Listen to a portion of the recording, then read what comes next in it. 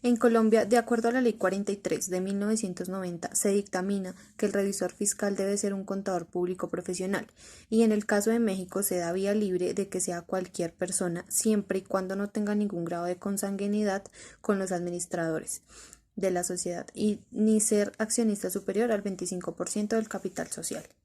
El comisario tendrá la facultad de nombrar en forma provisional al administrador o a los administradores cuando sean revocados de su cargo, ya sea por muerte u otro motivo. En el caso de Colombia, únicamente este nombramiento lo podrá realizar la Asamblea General de Accionistas. Como segunda diferencia relevante, en México las únicas personas que tienen autoridad de realizar denuncias de hechos irregulares en la administración son los accionistas. Se realiza un nombramiento ante la Asamblea General y la función de aquella persona es resolver de forma pertinente y eficaz dichas denuncias.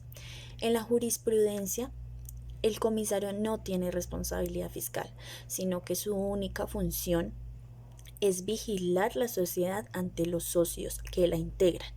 Pero en Colombia el revisor fiscal sí tiene la responsabilidad, no solo ante los accionistas, sino ante los acreedores para dar cumplimiento a la norma y a los deberes fiscales en el Como país. primera similitud tenemos que entre el comisario y el revisor fiscal es un ente, es una persona el cual se encarga de fiscalizar y revisar todas las transacciones que realiza una compañía o una sociedad con el fin de darle confiabilidad tanto a los socios o accionistas como al mismo Estado.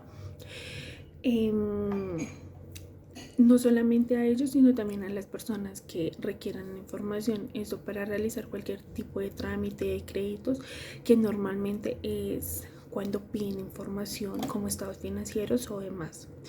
Como segunda similitud, podríamos decir que los deberes y responsabilidades son un poco parecidas y esto lo establece cada norma en cada país. Es muy importante que tanto el comisario como el revisor fiscal tengan amplios conocimientos y experiencia en dicho cargo. Bueno, en cuanto a la responsabilidad y de forma general, en México se evidencia que el comisario tiene una responsabilidad civil, que es la obligación de resarcir surgida el daño provocado por un incumplimiento contractual.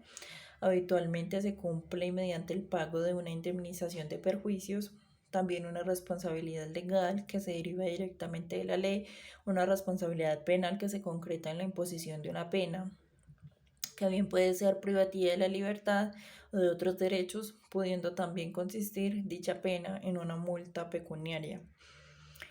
En Colombia sucede algo similar, dado que concede al revisor fiscal responsabilidad civil, penal, administrativa y disciplinaria, con la diferencia de la responsabilidad solidaria. Por una parte, el artículo 659 del Estatuto Tributario concede esta responsabilidad disciplinaria y menciona que los contadores que incumplan las normas que aplican a la profesión como tal, dará como sanción la cancelación, suspensión de la tarjeta profesional. De la responsabilidad civil y penal que tiene un contador público, se habla de cuando envía juicios inexactos, se habla de que la testificación de un contador en un servicio público es legal.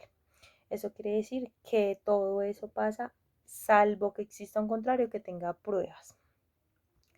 Todo esto está regulado en la ley, en el Congreso de la República en su artículo 10 de 1990. Para regular las prácticas contables en Colombia, estamos hablando de la Ley 43 de 1990, donde esta habla de los principios, las faltas, los procedimientos que se debe aplicar, que no se debe aplicar cuando hay una violación en un principio de contabilidad.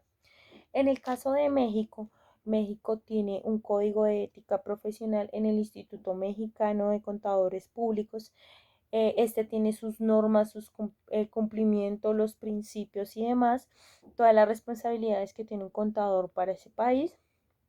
Y esto, pues basado todo en el interés público.